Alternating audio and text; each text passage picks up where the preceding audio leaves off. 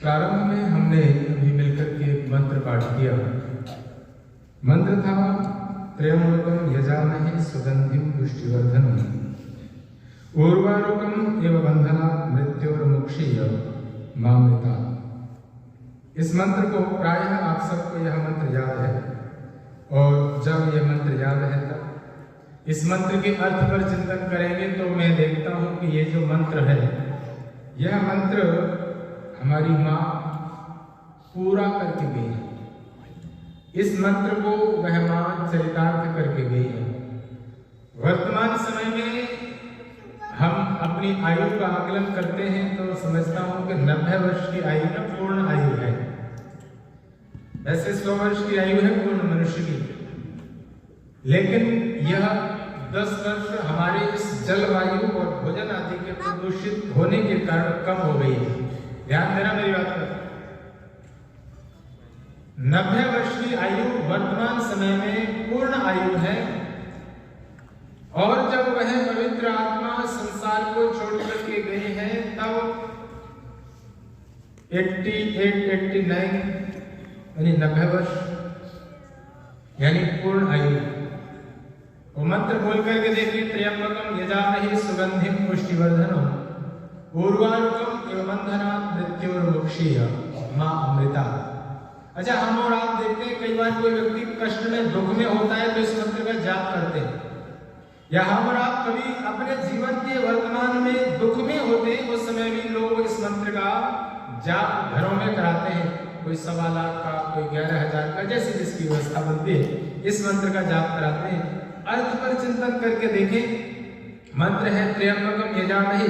बहुत जल्दी से बताता हूं, 3 कालों का, 3 प्रकृति, इलेक्ट्रॉन, न्यूट्रॉन, प्रोटॉन, सतोगुण, रजोगुण, तमोगुण, ये 3 हैं। इन 3 गुणों से जो इस संसार को बनाने वाला है वह कौन है? त्र्यंबकम यजामहे।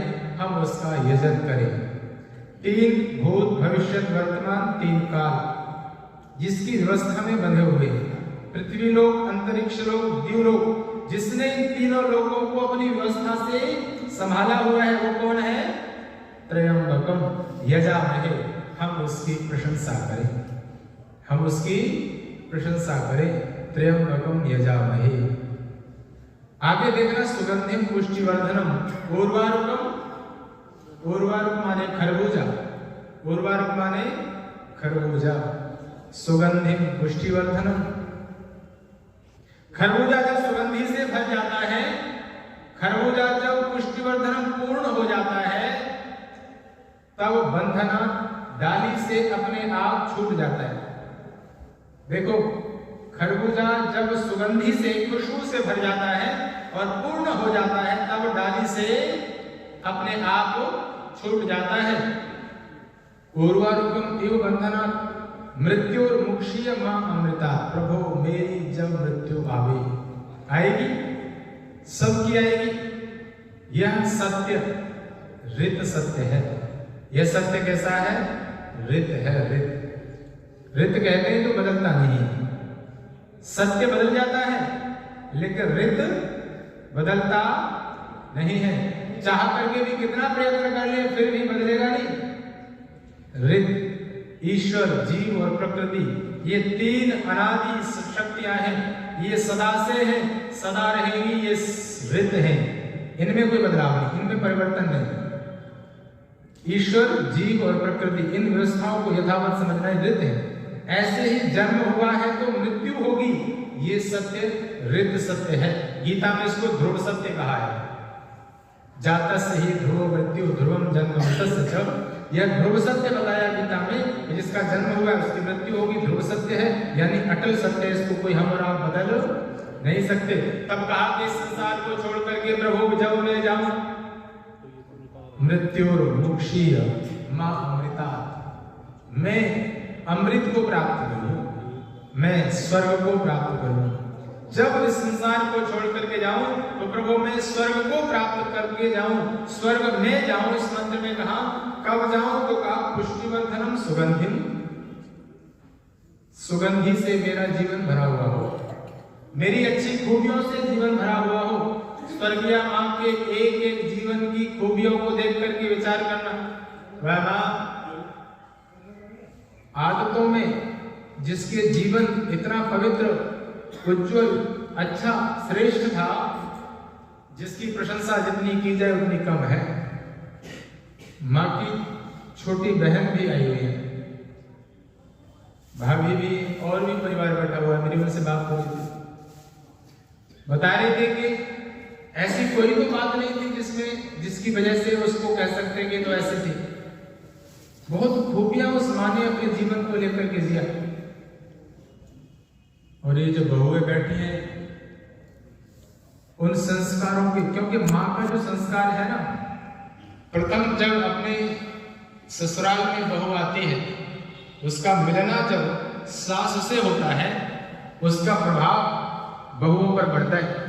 एक तो वहां जन्म होता है बेटी का, जहां पर माता पिता के माध्यम से बेटी पलती है, बढ़ती है एक पौधे की तरह। लेकिन एक जब विवाह संस्कार होता है, विवाह संस्कार के साथ जब ससुराल में अपने घर आती है, जहां उसको जीवन की यात्रा, वहां का माहौल देख करके उसके जीवन में सुख और दुख बनते हैं। तो माँ जब बहुओं का आगमन हुआ, तब माँ के जीवन के व्यवहार और बहुओं का व्यवहार, उनकी जीवन की चर्चा, उनके जीवन की शैली जीने की देख करके माँ की प्रशंसा करने का मन करता है।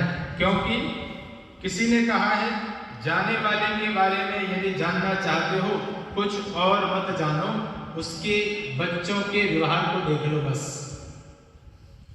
ये पुत्र जाने वाले के बारे में जानना चाहते हो तो उनके परिवार, उनके बच्चों के संस्कारों को, उनके जीवन की शैली को देख लो, अपने आप पता लग जाएगा कि वो जाने वाला कहाँ गया है। निश्चित ही उस माँ ने इस परिवार में खूब संस्कार भरे हैं। भाई रिंकल बत्रा जी, सुलभ जी, एक कष्ट और दुखद बात, वे बड़े भाई स्वर्गीय अजय बत्रा जी, आप सब परिचित, अच्छे प्रकार से परिचित हैं। अजय बत्रा जी ने जीवन की बहुत जल्दी ही इस यात्रा को पूर्ण किया, लेकिन उन्होंने जितने जीवन में जिया, जितने समय तक जीवन को जिया, वह जीवन प्रशंसनीय और अनुकरणीय था। उनका जीवन आदरणीय और उपासना के योग्य था, यानी प्रशंसा के योग्य था। परिवार, उन्हीं बड़े भाई, माँ, पिता, उनके पग चिन्हों पर चलता हुआ जीवन की यात्रा को जीने का संकल्प लेकर के आगे बढ़ रहे हैं। लगातार हमने 11 दिन तो घर में यज्ञ किया, और जब घर में यज्ञ किया तो आज मैंने यज्ञ के उपरांत परिवारी जनों से प्रार्थना की कि हम एक एक संकल्प लेंगे अपने जीवन में कुछ अच्छी आदतों को धारण करने का। छोटी गुड़िया, उसका नाम तो क्या नाम है तो भूल गया, यहाना, तो यहाना विहाना, और घर में तो इसको प्यार से डॉल कह के बुलाते। सबसे पहले इसने कहा कि मैं संकल्प लेती हूं कि मैं अपने भाई से झगड़ा नहीं करूंगी। एक देखना, एक व्यवस्था ऊपर से जो संस्कारों की आती है, ये जो है ना, बहन भाई छोटी अवस्था में झगड़े, ये होना स्वाभाविक है, ये होंगे ही। तो मैंने इसको कहा कि बेटा आजीवन तो ये प्रतिज्ञा मत करो, 3 दिन की कर दो बस। 3 दिन का संकल्प ले लो कि भाई से 3 दिन झगड़ा नहीं करना है। तो इसको ये बात ठीक लगी कि ठीक है, ये तो प्यार झगड़ा ये होगा बहन भाई का। भाई आप सभी ने यज्ञ के साथ वो संकल्प लिया। श्रद्धेय सुमन बत्रा जी ने जब संकल्प की बात आई तो उन्होंने कहा कि मैं अपने पति और माँ, सासू माँ के पग चिन्हों पर चलते हुए, जैसे उस माँ ने इस घर को एक धागे में पिरो करके रखा हुआ था, परिवार के सभी सदस्य मोतियों की तरह एक धागे में पिरो करके रखा हुआ था, मैं ऐसा प्रयास करूंगी कि इस परिवार को माँ की तरह पिरो करके रखूंगी, एक माला की मोतियों की तरह सजो करके रखूंगी। यह प्रतिज्ञा, यह संकल्प श्रद्धेय सुमन बत्रा जी ने जब लिया तो उनकी दोनों बहुओं ने, मानव जो छोटी है देवरानी, उन्होंने प्रतिज्ञा की कि इसके लिए हम दोनों पूरा पूरा सहयोग और समर्थन करते हैं। यह परिवार यदि इस प्रतिज्ञा को लेकर के जीवन की यात्रा को जीने का दृढ़ निश्चय करके आगे बढ़ता है तो ध्यान रखना, ये उस मां को हम सब की ओर से सच्ची श्रद्धांजलि होगी।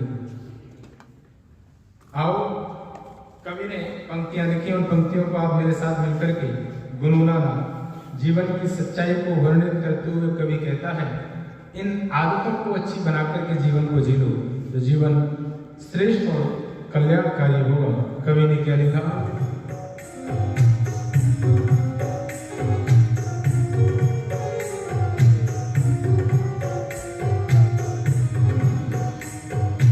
आदत बुरी सुधार लो, बस हो गया भजन।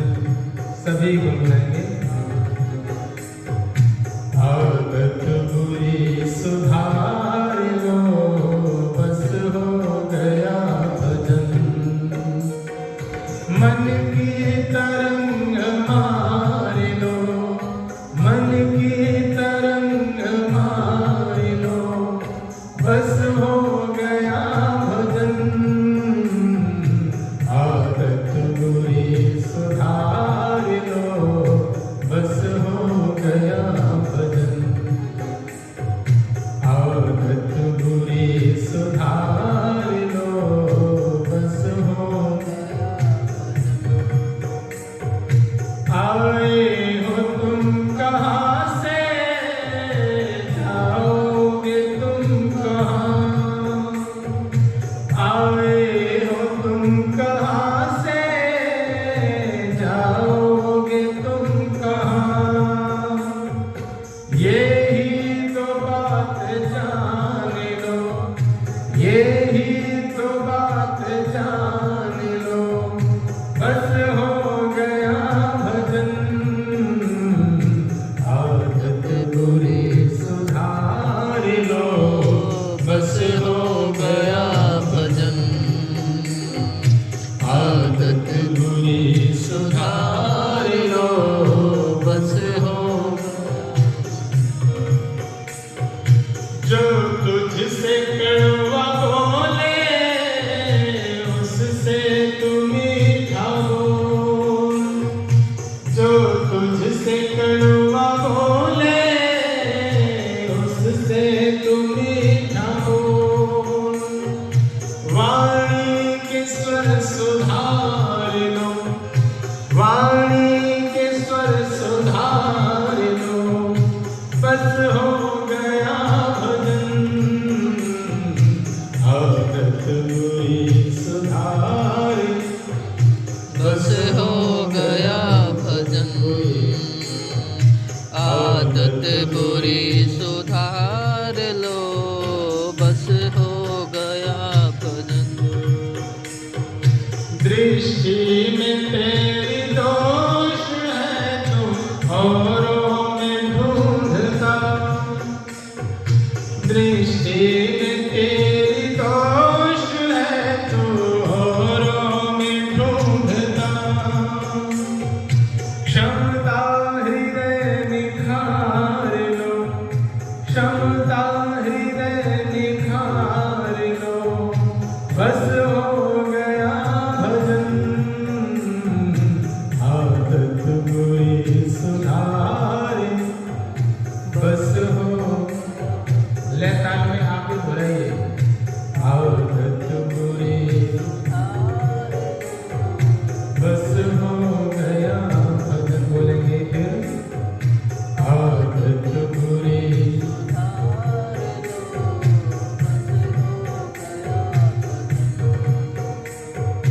माता पिता जो घर में है,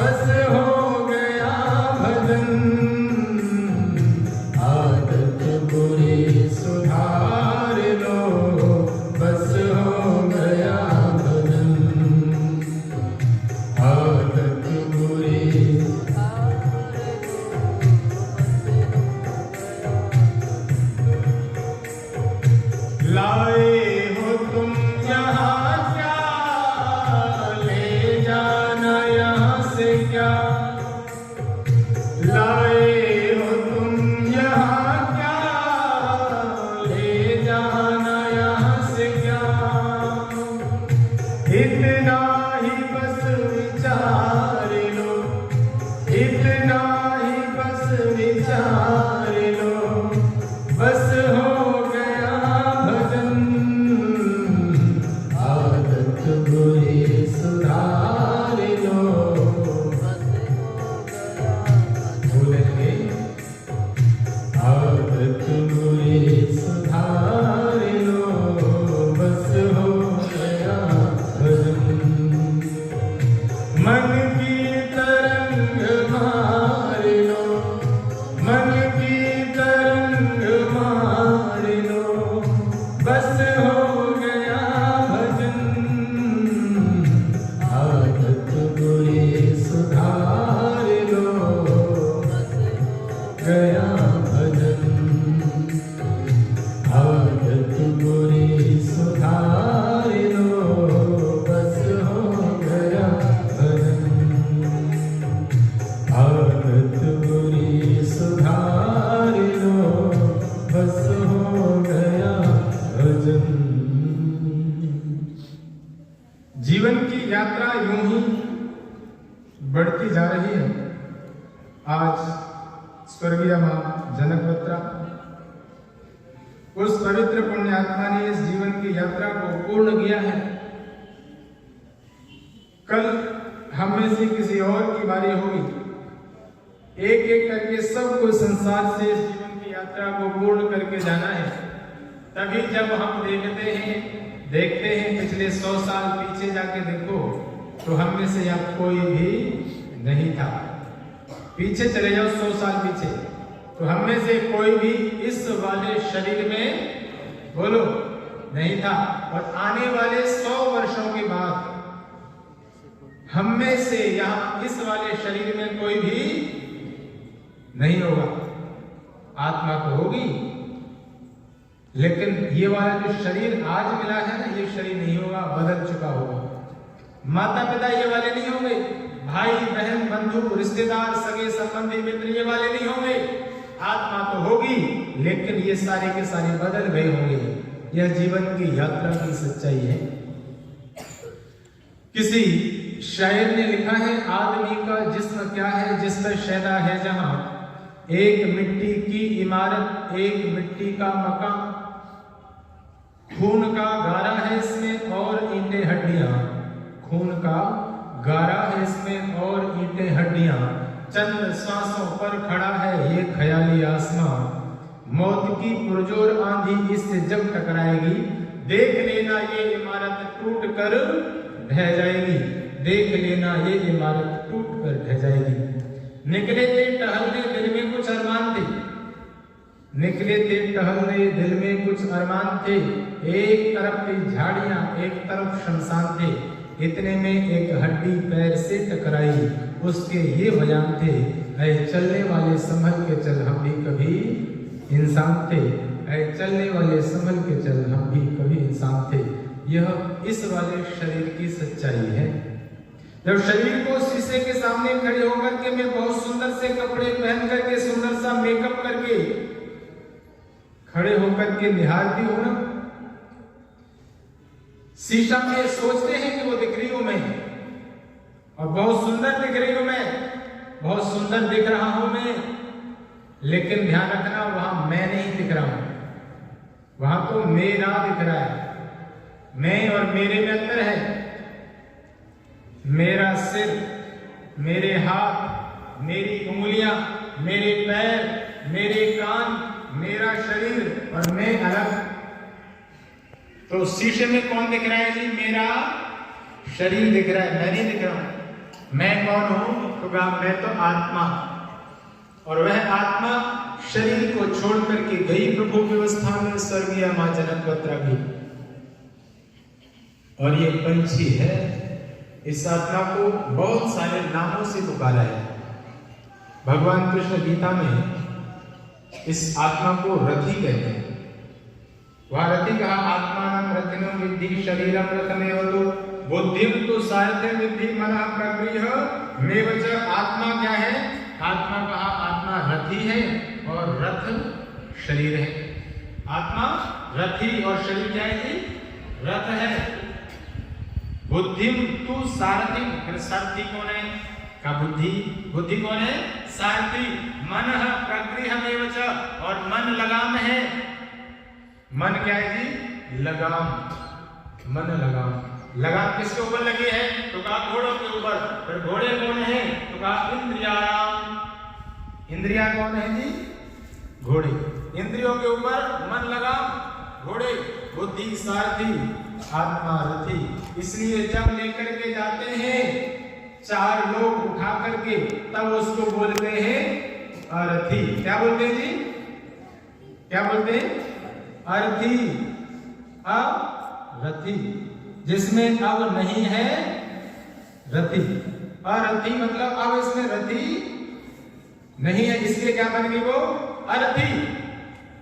अरथी के पीछे जाने वाले लोग बोलते हैं ओम नाम सत्य है, सत्य बोलो गत्य है, राम नाम सत्य है, सत्य बोलो, बोलते जाते हैं। इसका मतलब बोल रहे हैं कि दुनिया के लोगों भगवान का नाम ही सत्य है, और यदि सत्य बोलोगे तो गति हो जाएगी, सत्य बोलोगे तो गति हो जाएगी, मुक्ति हो जाएगी, मोक्ष हो जाएगा। जीवन की यात्रा चल रही है और न जाने किस घड़ी ये जीवन की यात्रा पर विराम लग जाए। महर्षि दयानंद सरस्वती कहते हैं काल के जबड़े में उस प्रकार से हैं हम लोग जिस प्रकार से सिंह के मुख में बकरी का मुंह हो। ध्यान देना, शेर के मुंह में बकरी का मुंह, उस प्रकार से काल के मुंह में हैं हम लोग। हम सब अपने जीवन की यात्रा को कर रहे हैं काल के मुख में, उस प्रकार से जिस प्रकार से शेर के मुख में बकरी। कितनी देर का अंतर है? सिंह जब भी उसको दबा करके घुमा देगा, जीवन खत्म। क्यों जी? इसी प्रकार से जीवन की यात्रा हमारी चल रही है, लेकिन यह सच्चाई को हम भूल जाते हैं, तब पाप करने लगते हैं। इस सच्चाई को जब भूल जाते हैं, तब दुनिया के बहुत सारे रिश्ते नातों को देख करके घृणा और नफरत करना शुरू कर देते हैं। ध्यान रखना, इस मृत्यु को और परमात्मा की व्यवस्था को हमेशा याद रखना चाहिए।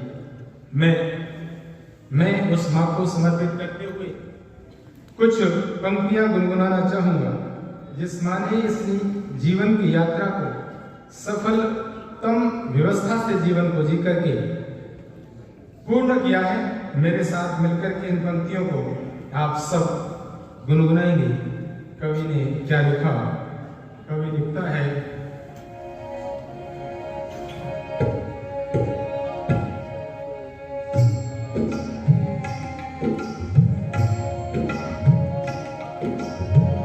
मां गई है मां, और जब मां गई है तब